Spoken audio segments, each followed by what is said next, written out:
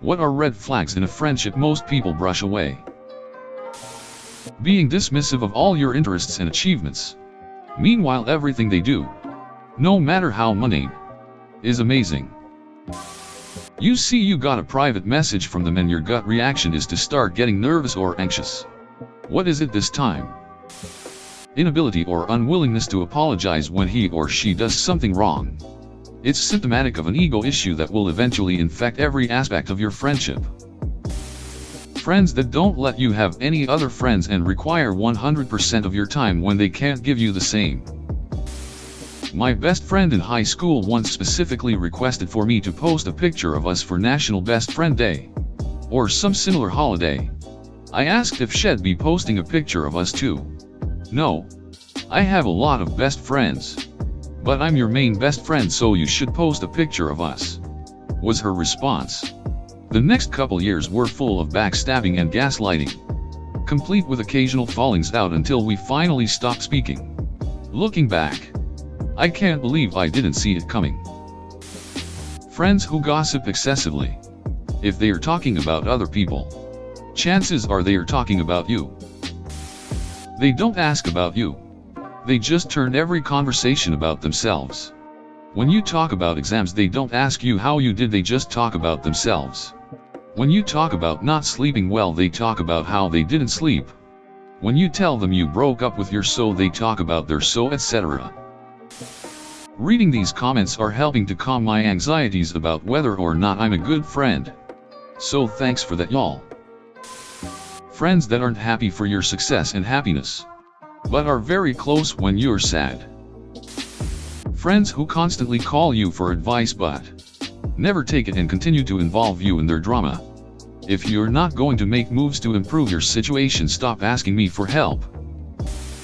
They never say anything supportive of you, but they will point out your flaws and can't wait to burn you because it's funny to them.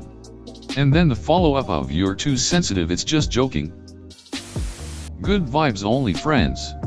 That mentality is fine to have with yourself, but you can't force that on others. My best friend adopted this attitude, and from then on, whenever I would come to her for support or advice on an issue I was having, she'd cut me off and say, good vibes only. Remember? Because I was bringing her down. I put up with it for a long time because I thought she was right, that I was burdening her. But then I finally realized that that's not how real friends act. They're supposed to support and help each other. Friends who are good to you when one-on-one but constantly put you down in group settings. This is a big sign of insecurity/jealousy. Other signs: inappropriate attention-seeking behaviors, trying to twist the situation on you when confronted about things, not respecting your boundaries, is super friendly with new people but in a disingenuous "I wanna be like the most" way, constant gaslighting, getting mad at you for not going by the exact same moral playbook as them. When in group settings, they get really uncomfortable and try to change the subject or put you down extra if attention is on you. Acting they like can take constructive feedback but actually taking it out on you in small ways throughout the rest of the day. Really jealous and possessive friends. I'm a jealous person by nature.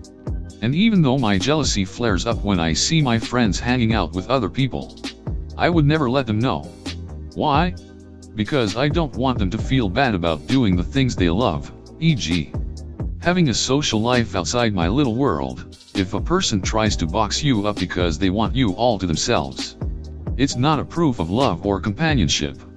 True love, in any kind of relationship like friends, family, lovers, is shown by respect and allowing the other person to have free will.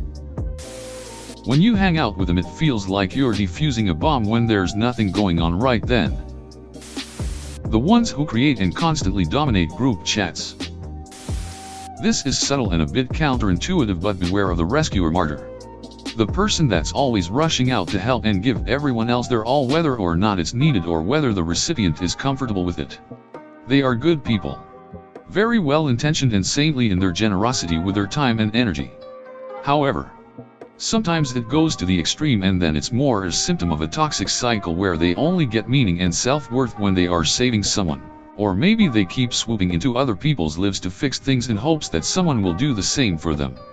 They may have good intentions, but they tend not to have good boundaries. They get over-involved in your life, take on way too much, and make everyone's problems their own. They end up overwhelmed, mired in drama, and resentful. And then they become the martyr. The problem with being friends with this type of person is that you're not in an equal friendship where you like each other, enjoy spending time with each other, and when there happen to be downs, you support each other through them. It's more like you're a project. Everyone's a project, and once you stop being a project, you're now support, not just for them and their own problems, but part of the fire brigade for their other projects, which they've internalized as their own problems and drama. If you have had a friend for a long time, but you only seem to be able to talk about memories in the past, each time you get together or exchange messages, it's remember in high school, or remember that time when, could be a sign that you both have grown apart and do not have much in common today that you can connect on. Edit. Thanks for the great responses. I am an old and not used to so many great comments. Is it ridiculous to thank people for comments? Yes. Probably. I digress. I should have clarified. I mentioned below that fondly reminiscing about the past. Crazy stories. Inside jokes, those are the foundation of any solid long-term friendship. It's when that is only the extent of your communication that I think it becomes a red flag. I look at it from this perspective. If you were to have an intimate discussion on your future hopes, goals, or just confiding in each other, would it feel forced, awkward, or just unnatural? If so, it's likely because you both can't relate to one another. That's when I think it's a red flag. Ops question is great. It's a red flag that most people ignore because it doesn't seem like a red flag until you really analyze and think about the depth of the conversation you are consistently having. I have friends like this, but it prevents them from being good friends. Having to censor yourself. I have friends with different religious/political beliefs that I think are absolutely insane. I don't endorse what they say, but I just keep my mouth shut, because I know they wouldn't be okay with it, and the purpose of these friendships usually revolve around sports/music. Friends that only care to talk about their own success and aren't genuinely happy for you and yours unless it amounts to less than their own. Controlling, manipulative friends that try to change you rather than accepting you as you are. Friends that are a one-way street. I was always the one to message, call, or make plans with them. I was always the one to check up on them to see if they were okay. I always offered a helping hand and be there for them. I decided to stop to see if they would reach out to me. But we never spoke to me again. Oh. Well. When you realize that you are more yourself when they are not around, you will gladly do a favor for them or help them out. But when you need something, they won't do it, and act like you're ridiculous for asking. Also, when friends don't respect boundaries.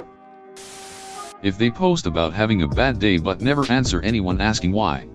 X. Friend FK this day. I'm so sick of this. 5 different people in comments. What happened? Friend message me. Nothing. Or no response. You decide to message. You get. Just had a bad day. And then nothing. Or get nothing at all. Or they tell you they'll tell you later. They won't tell you later. Chances are absolutely nothing actually happened.